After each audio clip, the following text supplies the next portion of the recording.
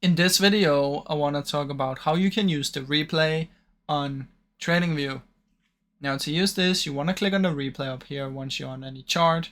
And once you've clicked on this, you want to select the point where you want to do the replay from. So let me just quickly go up here and let's say I want to do it right here in the middle of when the price drops. So let's put it right here. What this will do is it will take you back there to before it happened.